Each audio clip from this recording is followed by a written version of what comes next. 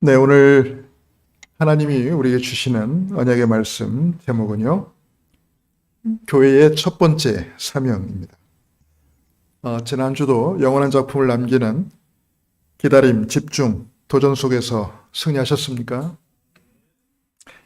예수께서 그리스도시라는 신앙 고백으로 시작된 그 언약의 여정을 따라서 저희 교회가 성북동에서 이곳 보문동으로 이렇게 오게 되었습니다. 지금 세계교회와 한국교회가 점점 지금 문을 닫는 것은 교회의 주인이신 하나님께서 직접 교회 문을 닫고 계시기 때문입니다. 교회를 교회되게 하도록 지금부터 시급한 지역 현장을 향해서 또 하나님이 가장 원하시는 세 가지 뜰 그리고 금토일 시대를 향해서 힘차게 나아가는 저와 여러분 모두가 될 수 있기를 주님의 이름으로 축원합니다. 처음에 이곳 보문동으로 올 때만 해도 이 지역에 대한 그 어떤 정보도 갖고 있지 못했습니다. 그저 교회당이 필요했기 때문에 때마침 이 나와 있던 건물만 보고 이곳으로 오게 된 것입니다. 그런데 이제 시간이 가면 갈수록 이 지역을 향한 하나님의 절대 계획이 세밀하게 보이기 시작했습니다. 그렇게 숨겨진 하나님의 계획들을 하나 둘씩 이 발견되는 그 과정이 너무나 가슴을 설레게 합니다. 이렇게 제 가슴이 설레어 본 적이 언제였을까? 그런 싶은 마음이 들어요. 이런 설레는 마음 때문에 복음 가진 전도자들이 현장에서 그렇게 어려움을 당하고 힘든 일을 겪었어도 또다시 현장으로 나오고 싶은 그런 열정과 에너지가 생기는 것이구나. 그걸 느꼈습니다. 마치 낚시꾼들이 낚시하러 떠나는 그 전날 밤부터 설레임과 기대 속에 잠을 이루지 못하고 이른 새벽부터 그냥 그 부푼 가슴을 안고 낚시 현장으로 달려가는 것처럼 전도도 이런 설레임과 기대로 계속될 수 있는 것이구나. 그걸 좀 깨달았어요. 물론 아무리 큰 설레임과 기대를 가득 안고 떠났다고 해서 반드시 낚시에 성공하는 것은 아닙니다. 단 한 마리도 잡지 못할 때도 있고요. 온갖 고생이란 고생은 다 겪을 수도 있습니다. 심지어는 뜻하지 않는 사고를 당할 수도 있습니다. 그런데 말입니다. 단 한 번만이라도 자기가 그렇게 잡고 싶었던 고기, 자기가 그렇게 원했던 고기를 잡았다면 신기하게도 말이에요. 그 고기 잡은 기억만 남고 그 힘들었던 기억, 고생했던 기억은 다 사라져버립니다. 참 신기하죠? 뒤에서 우리 원규 형제가 아주 힘차게 고개를 흔드는 거 보니까 겪어본 사람. 그 자신이 원했던 그 행복한 기억만, 자신이 원했던 그 물고기를 잡았다는 그 행복한 기억만 남아가지고 마치 말이에요. 기억 상실증 환자처럼 힘들었던 기억, 그 어려웠던 기억들은 다 잊어버리고 그 잡았던 기억만 남아가지고 또다시 그 설레임과 기대로 낚시를 떠나는 겁니다. 한번 생각해 보세요. 물고기를 잡았던 그 행복한 기억이 있어서 떠납니까? 고생하고 힘들었던 기억이 있어서 떠납니까? 고생하고 힘들었던 기억이 나면 아무도 안 갈 겁니다. 그 고생스럽게 그걸 또 가냐고. 근데 낚시꾼들은 안 그렇거든요. 다 잊어버려. 그거 다 잊어버려. 기억 상실증 환자처럼 다 잊어버리고 내가 그때 이따만한 고기를 잡았지. 그것만 남아. 여러분 전도 현장으로 나가는 것도 똑같습니다. 요즘 같은 시대에 어디 전도가 쉽습니까? 당연히 사람들의 관심도 없지만은 이상한 사람으로 취급을 받습니다. 또 대학에서는요. 전도했다 그러면 곧바로 경비가 와서 제지를 합니다. 자, 이런 일들을 몇 번 겪고 나면 전도에 대한 좋은 기억보다는 전도에 대한 그런 아픔, 그런 상처들만 남게 됩니다. 그런데도 전도 현장을 쉬지 않고 달려갈 수 있는 그 힘과 열정, 그게 어디서 나올까요? 앞에서 말한 것처럼 하나님이 준비하신 제자, 복음에 반응하고 복음으로 답을 낸 제자, 바로 그 물고기를 만났기 때문입니다. 제자에 대한 기억, 복음을 듣고 복음에 즉각적으로 반응한 그 제자에 대한 기억, 그리고 복음으로 딱 답을 내고 인생을 결단한 그 제자에 대한 기억, 그것만 남는다니까요. 어려웠던 것보다는. 그러니까 또 갑니다. 그 설레임을 안고, 그 기대를 안고. 자, 그런 제자를 한 명만 만나도요, 전도 현장에서 겪었던 온갖 어려움, 고생 다 잊혀지고 오직 그 제자만 기억에 남고 또 그런 설레임과 기대를 가지고 끊임없이 전도 현장으로 달려갈 수가 있죠. 여러분에게 그 설레임과 기대가 회복될 수 있기를 주님의 이름으로 축원합니다. 저에게 언제부턴가 말입니다. 이 지역에 대한 설레임과 기대가 생기기 시작했어요. 그 시작은 이 지역과 관련된 그런 역사적 인물, 그 사건 때문이었습니다. 지난주에도 잠깐 언급했습니다만은 우리가 조선 역사를 이렇게 보면 조선시대 비운의 왕, 그 단종, 그리고 그의 왕비 정순왕후, 이 두 사람과 관련된, 죄송합니다.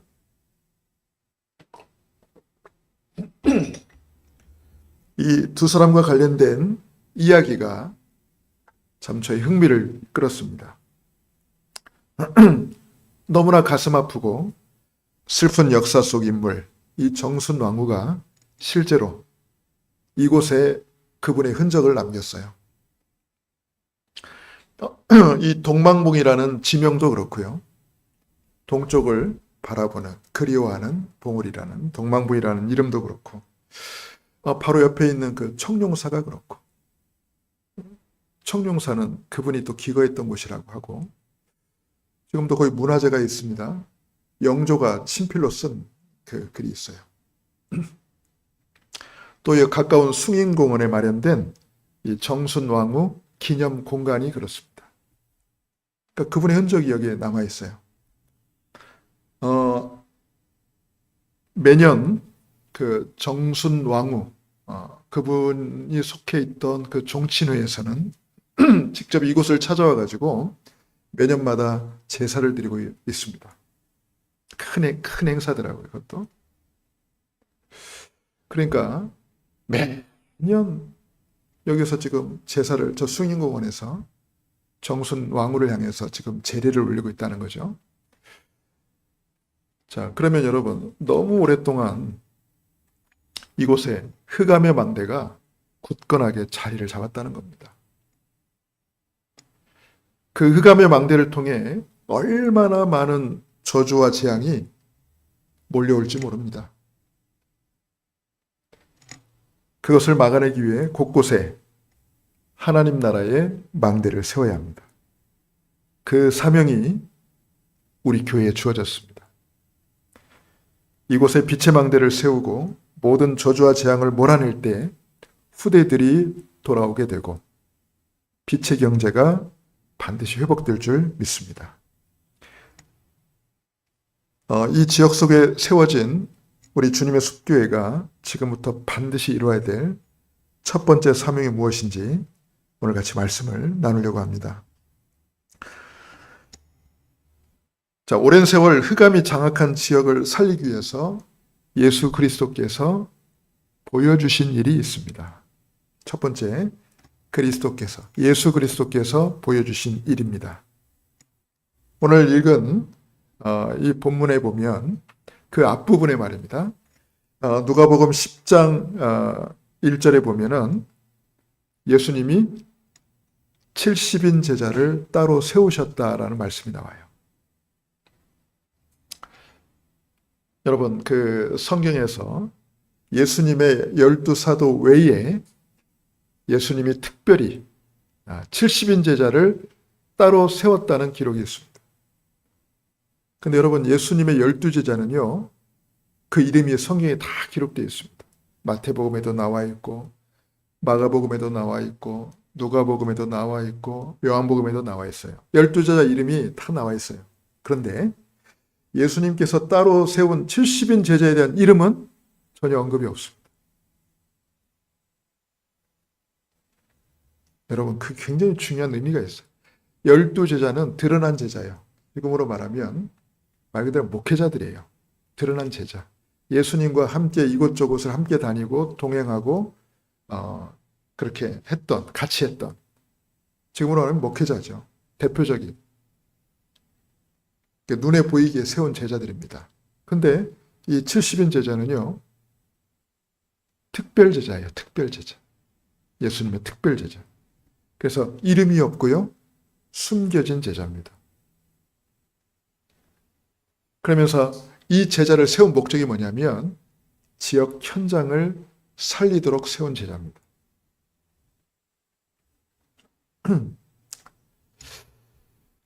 지금도 혹시 방위병이라는 표현이 있는지 모르겠어요.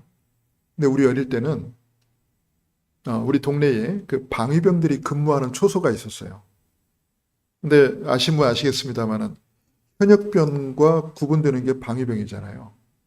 뭐 이렇게 저렇든 뭐 군생활 하면 되는 건데 왜 이렇게 방위병에 대한, 쉽게 말해서 뭡니까, 이렇게 인신공격적인 표현들이 그때 당시에 너무 많았죠. 물론 방위병 근무를 하시는 분은 또 스스로를 변호하고 지키기 위해서 또 다양한 표현들을 또 많이 만들어내기도 하고, 지금도 기억나는 게 있습니다. 그때만 해도 북한의 그 김일성이 살아있을 때니까, 김일성이 방위병을 제일 무서워한다, 이런 말이 있었어요. 왜 무서워하냐? 방위병은 대체 어디에 숨어 있는지 알 수가 없대. 왜? 집에서도 오지, 저기 어디야, 게임방에서도 나오지, 노래방에서도 나오지, 막 곳곳에서 나오니까 대체 이 방위병이 얼마나 있는지 모른다. 그리고 또 한 가지, 방위병이 들고 다니는 저 물건의 정체가 무엇인지 궁금해한다는 거예요. 도시락 들고 다니는데. 하여튼 그러니까 여기서 제가 말하고 싶은 건 뭐냐면 숨겨진 제자가 제일 무섭다는 거예요. 쉽게 말해서 잘 알려지지 않아요. 그러니까 현장 깊숙이 박혀있는 이런 제자가 사실은 무서워요. 드러난 제자보다는. 근데 이 70인 제자가 바로 그런 제자예요. 목회자들처럼 이렇게 모두 앞에 이렇게 존재를 드러내는 제자가 아니라 현장에 아주 깊숙이 감춰져 있는 제자예요. 영어식 표현으로 말하면 언더커버, 그죠? 다 감춰져 있어요. 어떻게 보면 자신의 정체를 다 숨기고 현장에 다 감춰져 있는 제자, 언더커버죠. 그러니까 이런 제자가 무섭잖아요, 솔직히. 그러면서 이 70인 제자에게 예수님께서 특별한 역할과 사명을 맡기셨는데요. 1절부터 보면은 예수님께서 따로 70인을 세워서 예수님께서 가려 하시는 각 동네, 각 지역으로 앞서 보내셨다 그랬어요. 이게 참 중요한 의미가 있습니다. 예수님이 그냥 어느 지역을 쑥 가신 줄 알았는데 그게 아니라 사전에 미리 보이지 않게 이 제자들을 미리 싹 보낸 겁니다. 참 이게 놀라운 예수님의 전략이죠. 미리 보낸 거예요. 그 미리 보내서 뭐 했냐? 2절에 보니까 추수할 것은 많되 추수할 일꾼이 적으니 그러므로 너희는 추수하는 주인에게 청하여 이르기를 추수할 일꾼들을 보내주소서라. 기도 제목을 줬어요. 자, 지금 이 말은 지금 현장 곳곳에 예비된 영혼들이 너무나 많다. 복음만 전하면 예수님을 믿을 수 있는 예비된 자들이 너무나 많은데 중요한 건 그 복음 전할 제자가 없다는 거예요. 그러니까 너희들이 그 역할을 맡았는데 너희들이 그런 기도를 해라. 근데 여러분, 이 말씀이 여기만 있는 게 아니고요. 마태복음 9장 37절, 38절에도 똑같은 이런 말이 나와 있습니다. 그러므로 너희는 추수하는 주인에게 청하여 이르기를 추수할 것은 많되 추수할 일꾼이 적으니 추수할 일꾼들을 보내주소서라. 거기도 예수님이 그 기도 제목을 내놨어요. 그리고 그 기도 제목대로 마태복음 20장에 보면 포도원 주인이 이른 새벽부터 추수할 일꾼들을 찾아서 밖으로 나가잖아요. 이른 아침부터 일꾼을 데려오고 또 오전에 나가서 일꾼을 데려오고 정오에 나가서 일꾼을 데려오고 오후에 나가서 또 일꾼을 데려오고 끝나기 직전까지 또 나가서 일꾼을 데려오잖아요. 계속. 그잖아요. 그게 마태복음 20장 내용 아닙니까? 그러니까 일찍 부름받은 일꾼도 있고 뒤늦게 부름받은 도 있고. 근데 결론은 뭐예요? 상급은 똑같다는 거예요. 상급은 똑같다는 거예요. 여러분 천국에 보면 뭐 거기에도 막 뭡니까? 비민촌이 있고 거기에도 막 부촌이 있고 그럴 것 같습니까? 아닙니다. 절대 천국은 그런 곳이 아닙니다.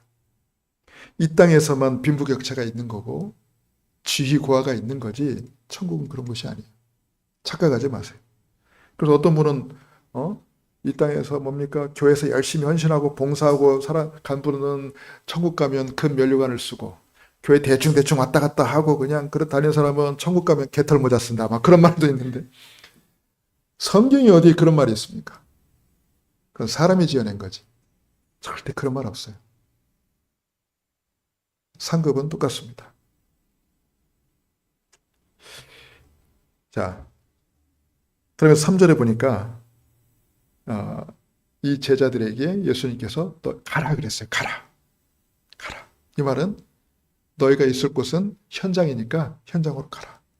근데 내가 너희를 보내는 것이 양들을 마치 이리떼 가운데, 늑대들 가운데 너희를 보낸 것 같다. 그런 말 했어요. 그러니까 쉽게 말해서 어떤 곳으로 보낸 거예요? 험악한 곳에. 즉 완전히 흑암으로 뒤덮인 현장 속에 내가 지금 너희를 보냈다. 이 말이에요. 안 그렇습니까, 여러분? 여러분 주일날 탁 교회 와서 예배드리고 말씀 듣고 찬양할 때는 얼마나 좋습니까? 근데 다시 또 월요일부터 이제 여러분 일하는 직장으로 가고 학교로 가고 가려고 생각해 보세요. 여러분 괴롭히는 사람도 있고 참 부담스러운 사람도 있고 그죠? 하고 싶지 않은 일도 있고. 왜냐? 우리가 사는 이곳은 지금 천국은 아니니까요. 근데 우리는 그런 현장으로 가야 됩니다. 우리를 필요로 하는 현장으로 가야 돼요. 너희를 필요로 하는 현장으로 가라 이 말이에요. 자, 4절에 보니까 자, 너희는 전대도 가지지 말고 배낭도 메지 말고 신발도 가지지 말고 길에서 아무에게도 무난하지 말고.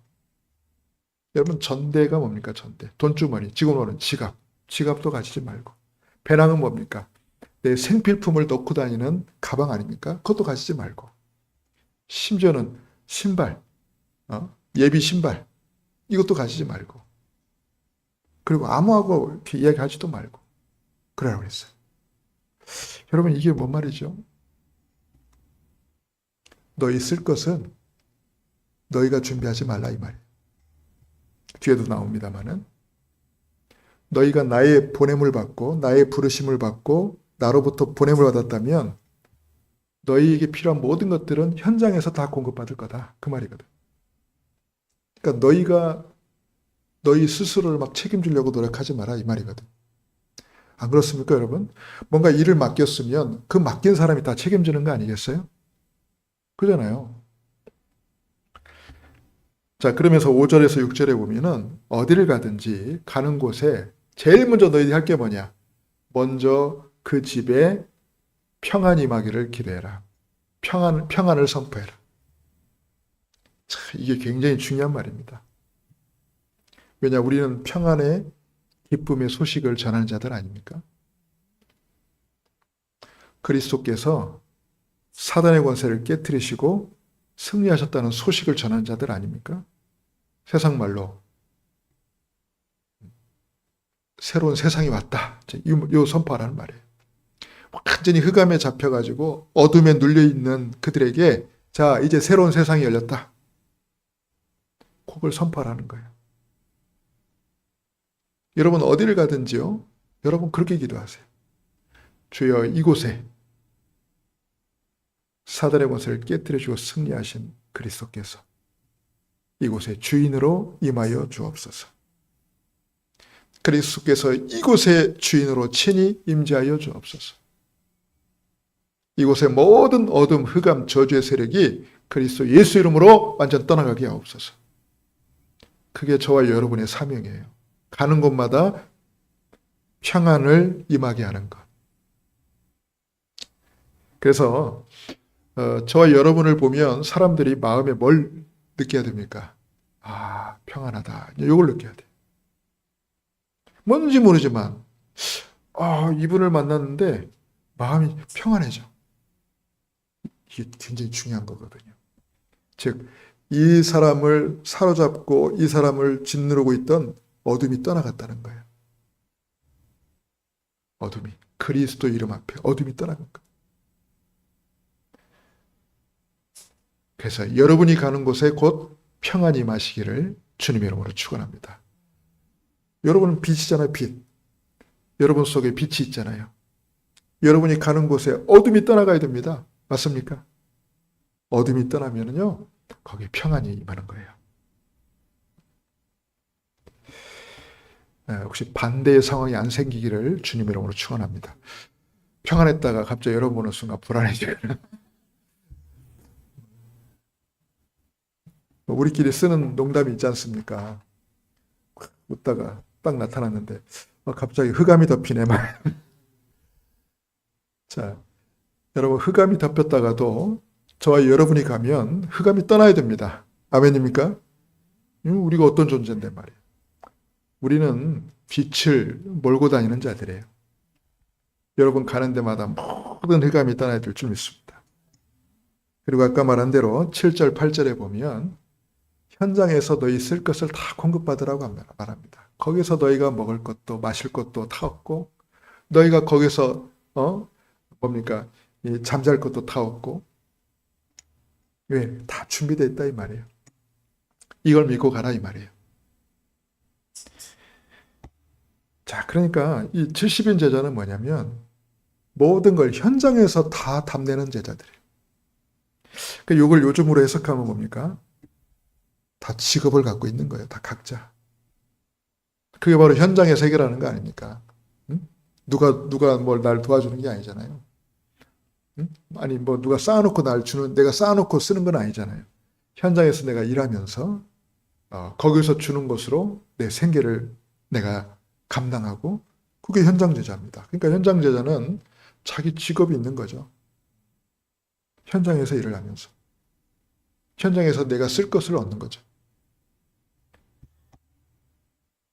근데 목사는, 그런 차원에서 보면 목사는 직업이라는 게 없어요. 목사는 하나님의 심부름꾼이니까 하나님이 하시는 일을, 하나님이 맡기신 그 일을 감당하는 일을 하니까 목사에게는 따로 직업이 없습니다. 또 반대로 말하면 모든 게 다 목사의 직업이 될 수 있습니다. 왜? 사람을 살리는 일인데 뭘 못하겠습니까? 바울도 천막 만드는 일을 했잖아요. 성경에 보면 그 브릭스 아골라보와 함께, 그 대단한 학자 출신 바울이요, 그들과 함께 시장에서 천막 만드는 일을 했다니까요. 그 뒤에 다른 직업들도 많이 나오긴 합니다만, 그러니까 목사는 직업이 없고 또 모든 게 다 직업이 될 수 있고, 가장 중요한 건 하나님께서 맡기신 그 역할을 감당하는 게 목사 일이고, 그러면서 이 현장의 70인 제자는 뭐냐? 다 자기 직업을 가지고 현장 계속한 곳에서 그 현장을 살리는 사령관의 역할을 감당하는 겁니다.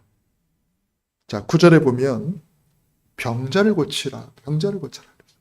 여러분, 병자는 물론 육신적인 병자도 병자지만 정신과 마음이 상한 사람도 병자입니다. 그죠? 이들을 치유하라는 거예요. 그러면서 하나님 나라를 선포하라고 했어요. 하나님 나라를 선포해. 아까 말한 대로, 야, 새로운 세상이 열렸어. 세상이 바뀐 거야. 너 더 이상 옛날처럼 그럼 마귀에게 짓눌리고 시달리지 않아도 돼. 그리스도께서 마귀를 완전히 박살내시고 승리하셨어. 세상이 바뀌었어. 새로운 세상이 열렸어. 하나님 나라가 임했어. 너는 하나님 나라의 백성이 될 수 있어. 맞습니까? 하나님 나라를 선포하는 거예요. 이 소식을 듣지 못해가지고 지금도 많은 사람들이 마귀에게 짓눌려가지고 사주팔자 저주 운명 가운데서 꼼짝 못하고 있잖아요. 결혼도 함부로 못해. 이사도 함부로 못해. 그죠? 어디도 마음대로 못 가. 야, 참 우리는 그 속에 있어 보지 않아가지고 그게 얼마나 심각한지 모르지만 하나님을 안 믿는 이런 불신자들 가운데는요. 완전히 그 잡혀있는 사람이 많습니다. 그들을 치유하고 그들에게 하나님 나라를 선포하는 게 바로 우리 현장 제자의 역할인 줄 믿습니다. 그리고 또 10절, 11절에 보면 자, 너희가 찾아가서 이렇게 하나님 나라를 선포하고 했는데 거절을 당했다, 예를 들어서. 그러면 미련 없이 떠나라 그랬어요. 어차피 그 사람은 뭡니까? 해당되지 않는 사람이니까 미련 없이 떠나라. 분명히 말했습니다. 그냥 빨리 손절해라 쉽게 말해서 빨리 손절해라. 어차피 그 사람은 받을 사람이 아니다. 그래서 여러분 복음 거부당했다고 해서 전혀 실망할 필요 없습니다. 어차피 안 받을 사람이니까. 해당이 안 되는 사람이니까. 그냥 미련 없이 떠나면 돼요. 심지어는 신발에 붙어 있는 먼지까지 다 털어버리고 떠나라 그랬어요. 자, 그 정도로 그냥 미련 없이 손절해라 그 말이거든요. 그러면서 12절에서 15절까지 보면요. 하나님의 심판을 선포해라. 반드시 대가가 따를 거다. 왜? 복음을 거부하면 그 복음을 거부한 분명한 책임이 따릅니다. 그게 바로 소돔과 고모라요. 자, 그리고 16절에 보면 또 진짜 중요한 말을 했습니다. 제가 한번 읽어볼게요. 너희 말을 듣는 자는 곧 내 말을 듣는 것이요. 너희를 저버리는 자는 곧 나를 저버리는 자다. 즉 그리스도와 한 몸이라는 거죠. 즉 그리스도의 대사로 간다 이 말이에요. 여러분 우리나라에 수교를 맺은 국가의 대사들이 와 있죠. 저 성북동에 가면 대사들이 사는 집들이 곳곳에 있습니다. 일명 대사관저죠. 그러면요. 그 사람들은 개인 자격으로 지금 여기 와 있는 게 아니라 그 나라의 자격을 가지고 온 거예요. 나라를 대표하는 자격을 가지고 온 거예요. 그래서 그 대사를 막 함부로 해버리면 그 나라를 함부로 한 거예요. 그죠? 그 대사를 무시해버리면 그 나라를 무시한 것과 같아요. 이건 외교 문제로 발생할 수 있어요. 똑같습니다. 저와 여러분은 그리스도의 대사들이에요. 여러분을 영접하는 것은 그리스도를 영접하는 거고 여러분을 거부한다는 것은 그리스도를 거부하는 것과 똑같아요. 여러분 그런 자부심이 있어야 돼요. 여러분 현장에 있어도 그리스도의 대사 자격으로 현장에 계신 줄 믿습니다. 여러분 그런 자격. 그러니까 내가 그리스도의 대사인데 내가 욕을 먹으면 누가 욕을 먹을까요? 당연히 그리스도가 욕을 먹죠. 그래서 사실 나를 위해서는 내가 대충 아무렇게나 살고 솔직히 나를 위해서는 내가 그렇게 신경 쓰고 싶지 않은데 내가 그리스도 대사라는 그 사실을 깨달으면 솔직히 함부로 살 수가 없는 거예요. 함부로 살 수가 없어. 예를 들어서 말해요. 우리 교회 손님이 찾아왔어요. 솔직히 저는 뭐 먹을 때요. 저를 위해서 이렇게 신경 쓰지 않아요. 오늘 점심을 먹는데 저 5성 호텔에 가가지고 칼과 포크를 들고 썰어 먹어야지. 난 그 생각 해본 적 한 번도 없어. 내가 오늘은 뭐가 좀 먹고 싶은데 오늘 뭐 거기 가서 좀 비싸게 좀 먹어야지 나를 위해. 저는 그런 생각 해본 적이 없다니까요. 저는 그냥 대충 아무거나 먹어도 돼요. 저를 위해서는. 근데 우리 교회 손님이 찾아왔어. 근데 그 손님도 저처럼 아무렇게나 먹으면 됩니까? 진짜 진짜 괜찮은데 말이에요. 고급스러운데 좀 좋은데 이런 데 모셔가려고 애를 많이 쓰죠. 솔직히 나를 위해서는 안 그래. 옷을 사 입어도 저는 저를 위해서 이렇게 신경 쓰지 않아요. 근데 말이에요. 누구를 위해 선물한다? 함부로 살 수가 없어. 신경을 써야 돼. 똑같습니다. 저와 여러분은 그리스도의 대사예요. 그러니까 우리를 위해서 사는 인생이 아니고 나를 세워서 나를 임명해서 나를 보내신 분을 위해서 사는 인생인 줄 믿습니다. 그리스도의 대사의 인생입니다. 자, 두 번째입니다. 자, 예수 그리스도께서 이런 70인 제자를 현장으로 보내신 이후에 어떤 일이 났는가? 자, 그때 일어난 일을 아까 우리가 읽었던 이 본문에 정확히 기록하고 있죠. 자, 17절에 보면 이 70인 제자들이 돌아와가지고 현장에서 있었던 일을 보고합니다. 어떻게 보고합니까? 70인이 기뻐하며 돌아와 이르되 주여 주의 이름이면 귀신들도 우리에게 항복하더이다. 자, 첫 번째 70인들이 돌아오는데 얼굴에 막 기쁨과 막 즐거움이 막 가득해서 돌아왔다 이 말. 뭘 봤다는 거죠? 뭘 봤다는 거예요? 뭘 봤어요? 하나님의 역사와 응답을 체험했다는 거예요. 진짜 엄청난 하나님의 역사와 응답을 쉽게 말해 낚시꾼들이 돌아올 때 표정 보면 알죠? 표정 보면 알아. 풀이 푹 죽어서 왔는지 세상 다 가진 표정을 가지고 왔는지 그럼 안 물어봐도 돼. 오늘 얼마나 잡았어? 뭐 잡았어? 안 물어봐도 돼. 표정이 다 말해주니까. 엄청난 대열을 낚은 사람은 낚시꾼들 막 물론 오기도 전부터 벌써 휴대전화 다 때리죠. 나를 맞이할 준비를 하라면서 막. 이 70인들이 말해요. 현장 가가지고 하나님 역사 응답을 체험한 거예요. 그러니까 너무 기뻐하며 돌아왔어요. 그러면서 그들이 이런 말을 합니다. 주의 이름이면 주의 이름으로 귀신들이 항복했습니다. 즉, 주의 이름의 능력이 이렇게 엄청나다는 것을 봤습니다. 그리고 귀신들이란 말이 나오잖아요. 여러분, 현장에 뭐가 많다는 거예요, 지금? 이 흑암의 세력들이 가득하다는 거예요, 진짜. 근데 착각하지 말 것은 사람이 죽어서 귀신 되는 게 절대 아닙니다. 그건 성경적인 게 아닙니다. 사람이 죽어서 귀신 되는 게 아니에요. 사람이 죽으면 천국 아니면 지옥입니다. 그럼 여기서 말하는 귀신들이 뭡니까?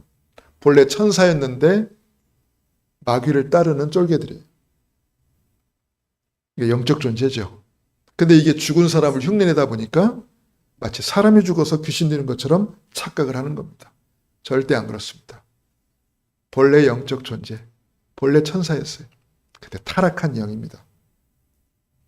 자, 이것들이 지금 현장을 완전히 지금 장악하고 있는 거예요. 그러니까 그리스도 이름을 선포했더니 말이에요. 그 현장에 있던 귀신들이 그냥 항복해버려.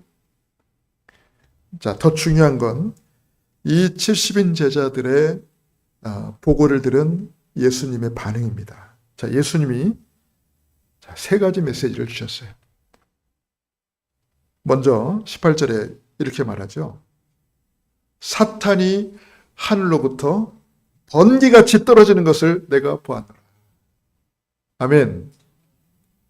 저와 여러분을 통해서 이런 역사가 지금도 일어나기를 주님의 이름으로 축원합니다. 현장에 있던 이 사탄의 망대가, 흑암의 망대가 와르르르 무너졌다는 거예요. 아멘입니까? 지금 현장에 이 사탄이 흑암의 망대를 높이 쌓아놓고 거기 왕으로 딱 군림하고 있는데 이 제자들이 가가지고 하나님 나라를 선포하고 그리스도 이름을 선포했더니 그 망대가 무너져 버린. 그 높은 곳에서 군림하던 사탄이 떨어져 버린. 맞습니까? 그 역사가 있기를 주님의 이름으로 축원합니다. 그 일을 하라고 하나님 이곳에 우리 주님의 숲교회를 이곳에 보낸 줄 믿습니다. 한번 따라해 봅시다. 사탄아, 좋은 시절 다 갔다. 네, 좋은 시절 다 갔다. 네 좋은 시절 다 갔어 이제. 아유, 얼마나 신나는지 몰라. 아이고, 그동안 여기에서 참 잘 먹고 잘 살았지, 그동안. 대접 잘 받고. 한동안 그 흑암의 망대를 쌓아가지고 왕노릇 톡톡 했지. 좋은 시절 다 갔다, 너 이제. 좋은 시절 다 갔다. 자, 19절에 보면 예수님께서 말씀했어요.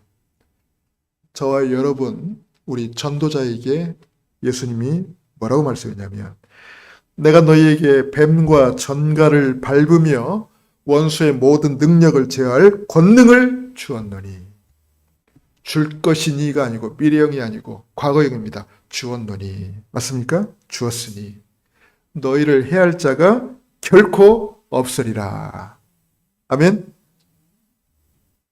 우리 전도자에게 주신 권능과 특권을 말합니다. 우리에게 이게 주어져 있어요. 이것도 없이 어떻게 우리가 현장에 나갑니까? 그래요? 아니, 이런 흑암 세력을 굴복시킬 수 있는, 꺾을 수 있는 그 권세가 없이 어떻게 가냐고요. 저와 여러분에게는요, 그리스도 왕적인 권세가 우리에게 주어진 줄 믿습니다. 그 이름으로 흑암을 몰아낼 수 있어요. 모르면은 벌벌 떨고 두려워야 될 대상이지만은 우리는 그걸 알기 때문에 우리는 그냥 꺾을 대상이에요, 흑암. 모든 흑암은 꺾을 대상. 아니, 도둑놈이 앞에 있는데 경찰이 딱 도둑을 보고 어떻게 해야 돼요? 칼 내려놔. 이렇게 말하는 게 경찰 아닙니까? 아니, 도둑이 막 강도가 막 칼을 들고 설치고 있으면 총을 든 경찰이 딱 나타나가지고 총 뺄 필요도 없지. 칼 내려놔. 도둑이 경찰을 보고 두려워 떨고 도망가야 맞는 거 아니에요? 근데 말이에요. 도둑을 보고 경찰이 벌벌벌 떨고 오지마 오지마 그럼 어떻게 됩니까? 그러면 우리는 너 경찰 하지마 그러지. 그거 잡으라고 경찰 세워놨더니만은 여러분 이 지역의 모든 흑암을 꺾고 무너뜨리도록 하나님이 저와 여러분을 이곳에 전도자로 세우신 줄 믿습니다. 이 특권을 주신 줄 믿습니다. 더 중요한 말씀하셨어요. 20절에 보니까. 그러나 귀신들이 너희에게 항복하는 것으로 기뻐하지 말고. 자, 70인자들이 돌아올 때 막 다 기뻐하면서 왔잖아요. 그러면서 막 한다는 말이 주야 주의 이름으로 주의 이름을 불렀더니 막 귀신들이 막 항복하고 난리가 아닙니다. 현장의 역사를 보고 기뻐했잖아요. 근데 예수님은 이렇게 말씀했어요. 야, 너희들이 진짜 기뻐할 거는 그것이 아니야. 그건 당연한 것이고 너희들이 진짜 기뻐할 건 뭐냐? 너희 이름이 하늘에 기록된 것으로 기뻐해라. 너희를 통해 일어난 현장의 역사에 들뜨지 말고 너희가 이미 구원받은 하나님 백성이라는 사실에 기뻐해라. 아멘입니까? 그러니까 현장에 나타난 그 역사와 응답에 들뜨지 말고 너희 신분 때문에 기뻐해라. 저도 목사지만요. 저도 이렇게 착각할 때가 많고 속을 때가 많아요. 뭔가 현장에 막 역사가 일어나야 되고 현장에 뭔가 증거가 나타나야 되고 뭔가 눈에 보이는 뭔가 일이 터져야 막 기쁘지. 진짜 내가 구원받은 하나님의 자녀라는 이 사실에 그렇게 크게 기뻐한 적은 없던 것 같아요. 내가 전도자라는 이 신분에 감격한 적이 많이 없었던 것 같아요. 근데 오늘 예수님이 분명히 말씀합니다. 너희가 구원받은 하나님 자녀라는 사실에 기뻐해. 너희가 그리스도로부터 보내심을 받은 세우심을 받은 전도자라는 사실에 기뻐해. 너희 이름이 하늘에 기록된 것. 여러분 우리의 호적이 두 군데 있다고 그랬죠? 이 땅에 여러분의 호적이 있을 겁니다. 호적 등본 떼면 여러분 이름이 나오고 여러분 주소가 나오고 가족들 나오고 다 나와요. 근데 여러분 진짜 호적 등본은 어디 있는 줄 압니까? 천국에 있습니다. 저 여러분은 천국 시민입니다. 말씀을 마치겠습니다. 우리 교회가 붙잡아야 될 첫 번째 사명이 뭐냐? 이름 없는 현장 제자들로 서 계시기를 축원합니다. 어떤 제자로요? 설레임을 가진 제자. 설레임. 저는요, 이 말씀을 준비하면서 이 설레임이라는 단어가 제 마음에 탁 꽂혔어요. 그래. 이 설레임. 그 어떤 것보다도 지금 나에게 필요한 건 이 설레임이다. 설레임. 여러분, 이 설레임을 가질 때 사실은 모든 세포들이 다 활성화되는 것 같아요. 안 그래요? 까마득한 옛날입니다만. 우리 사모님 결혼하기 전에 사모님 만날 때 이게 설레임이 있었거든요. 설레임이 있어. 까마득한 옛날이라니까 사모님 약간 실망하는 눈치인데. 근데 이 설레임이라는 것이 굉장히 이렇게 모든 세포를 다 활성화시켜. 그리고 아무리 무덤덤한 사람도 시인으로 바뀌잖아요. 시인으로 바뀌고. 근데 우리 전도자도 현장에 대한 이런 설레임을 가졌다. 낚시꾼들이 낚시하러 가기 전에 그 설레임을 갖듯이. 그러면서 우리는 그리스도로부터 임명받은 제자들이고 그리스도로부터 파송받은 제자들인 줄 믿습니다. 자, 그러면서 우리가 해야 될 사명이 뭐냐면 지역의 흑암망대를 무너뜨리는 거다. 어떻게 무너뜨리죠? 하나님 나라를 선포하는 빛의 망대를 세우는 것. 그래서 여러분 같이 기도해 주세요. 이제 이 지역에 본격적으로 흑암망대를 무너뜨리는 빛의 망대를 세워야 됩니다. 어떻게 세워요? 곳곳에서 예수가 그리스도라는 이 복음이 선포되는 말씀 운동이 일어나야 될 줄 믿습니다. 요즘은 막 길에서 이렇게 노방전도하는 시대가 아닙니다. 진짜 이 복음 받을 사람, 이 복음을 좋아하고 이 복음 듣기를 사모하고 이 복음에 반응하는 사람과 곳곳에서 말씀을 같이 나누는 거예요. 집에서도 나누고 직장에서도 나누고 현장에서 지속적으로. 그러면요, 그분이 힘으로 은혜를 받으면 자기랑 비슷한 사람 또 소개하잖아요. 또 데려오잖아요. 그러면 하나, 둘, 셋, 넷 이렇게. 그리고 이 말씀이 계속 퍼져나가잖아요. 여러분, 이게 바로 빛의 망대를 세우는 겁니다. 우리 현장에서 이런 역사가 계속 일어나기를 주님의 이름으로 축원합니다. 현장을 향한 설레임과 기대를 가질 수 있다는 것, 그 자체가 축복이고 은혜입니다. 이 지역을 향한 설레임과 기대를 품고 기도하는 이번 한 주간 될 수 있기를 축원합니다. 기도하겠습니다. 고마우신 아버지 하나님, 은혜를 감사드립니다. 이 지역 속에 오랜 세월 동안 굳건하게 서 있는 저 흑암의 망대가 오직 그리스도 이름 앞에, 하나님 나라의 이 복음 앞에 완전히 무너져서 이곳에 빛의 망대가 세워질 수 있도록 인도하여 주옵소서.